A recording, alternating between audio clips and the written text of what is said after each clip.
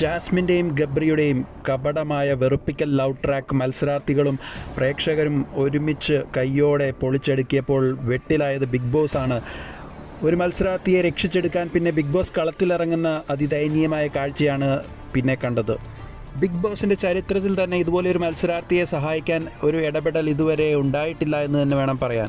ജാസ്മിൻ്റെ അച്ഛൻ ഓപ്പറേഷൻ ആയതുകൊണ്ടാണ് ഇന്നലെ അച്ഛൻ ഫോൺ വിളിച്ചതെന്ന് ജാസ്മിൻ പറഞ്ഞ വാദങ്ങളും ഇപ്പോൾ പൊളിയുകയാണ്.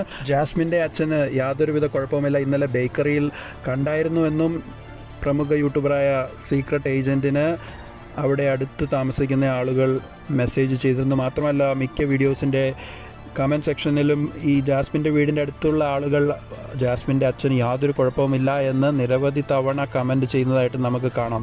അല്ലെങ്കിലും സാമാന്യ യുക്തിയിൽ ചിന്തിക്കുമ്പോൾ ഒരു ഗുരുതരാവസ്ഥയിൽ ഓപ്പറേഷനൊക്കെ ആയിട്ട് കിടക്കുന്ന ഒരു രോഗി ഒരിക്കലും ഒരു പ്രോഗ്രാമിലേക്ക് ഫോൺ വിളിച്ച് കൂടുതൽ ടെൻഷൻ അടിപ്പിക്കില്ല. അത് വേറെ ആരെങ്കിലും ആയിരിക്കും വിളിക്കുക. അപ്പോൾ ഇവിടെ അച്ഛൻ വിളിച്ചത് ആ കാരണം കൊണ്ടല്ല എന്നുള്ളത് വളരെ വ്യക്തം തന്നെയാണ്.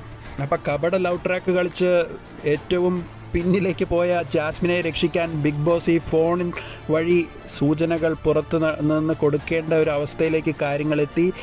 ഒരു മത്സരാർത്ഥിക്ക് പോലും ഇതുപോലെ ഒരു പ്രിഫറൻസോ അല്ലെങ്കിൽ പ്രിവിലേജ് കിട്ടാൻ പാടില്ലാത്തതാണ്.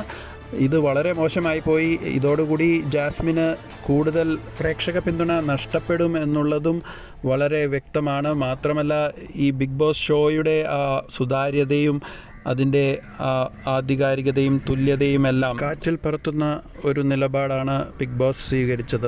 ജാസ്മിൻ്റെ അച്ഛനെ കൊണ്ട് ഫോൺ വിളിപ്പിച്ച് ജാസ്മിന് പുറത്ത് നടക്കുന്നതെല്ലാം അവിടെ നേരിട്ട് സൂചന നൽകി തങ്ങളുടെ പ്രേക്ഷക വികാരം വളരെ തകർന്നടിഞ്ഞിരിക്കുകയാണ് എന്നുള്ള ഒരു ഇൻഫർമേഷൻ പാസ് ചെയ്ത ബിഗ് ബോസ് വളരെ വലിയ നെറികേട് തന്നെയാണ് ഇവിടെ മറ്റു മത്സരാർത്ഥികളോടും പ്രേക്ഷകരോടും ചെയ്തിരിക്കുന്നത്.